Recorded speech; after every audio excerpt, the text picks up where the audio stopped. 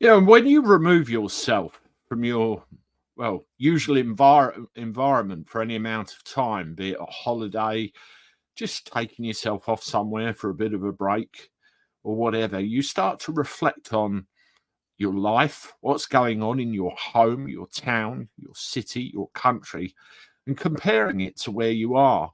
And then you start to think, what the hell is going on with my home where I live and the people around me?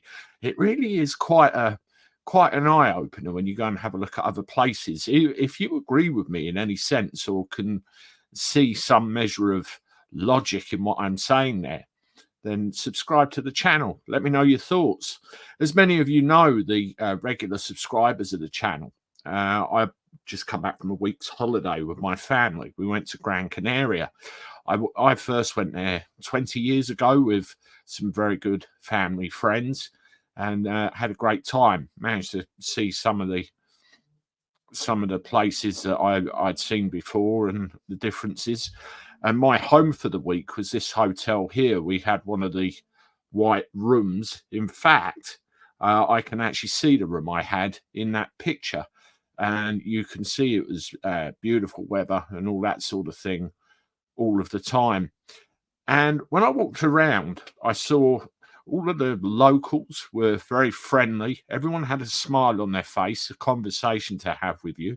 Gabby, just like this Cabby. I met 3 or 4 individuals that lived over there for years. The weather was warm all of the time, certainly wasn't cold.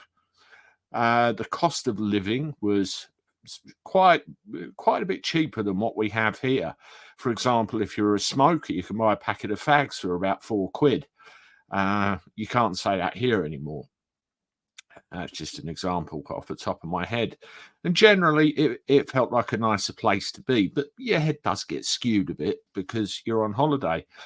I come back to London Gatwick on the 13th. The weather was gloomy. It was pouring hard with rain. There were workers, going about their daily routine. And I looked around and there was an air of uptightness in this country. Like people have an axe to grind. And I looked at a couple of people I walked past, and instead of their happy, smiley faces, it was, grumpy. You could cut the air with it. It was a completely different way to be. Now I have to wonder, what has this country done to us? We've had turmoil over the last few years. We've got a government that doesn't know which end is up anymore, and we've got no hope of voting for anything that currently resembles any kind of political party that's going to do us any favors whatsoever. You see newspaper articles about local councils wanting to compulsory purchase an old couple's house. They tax the hell out of us, work us half to death, and wonder why we've all got a problem. You remove yourself from that and then go and have a look at somewhere else, and you think, why are we allowing this situation to continue? Why are we, allowing ourselves to be made to feel like this?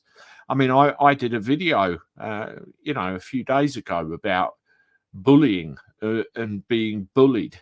Go check it out. And you feel like this country is almost collectively bullying you in a way, into a position where you're a slave to the system. That's the way it feels. I mean, as I'm recording this, I am suffering from what you call post-holiday blues, I suppose, but it's back to reality of a crash. Does anyone else feel like this? You let me know what you think in the comments. But, perhaps we'll go through what some people say. It's just such an interesting comparison when you go and look at something else. Anyway, thank you for listening. I just wanted to get that off my chest. If you want to watch another one of my videos about me getting something off my chest, you do that one there. And I look forward to talking to you again soon. Toodaloo.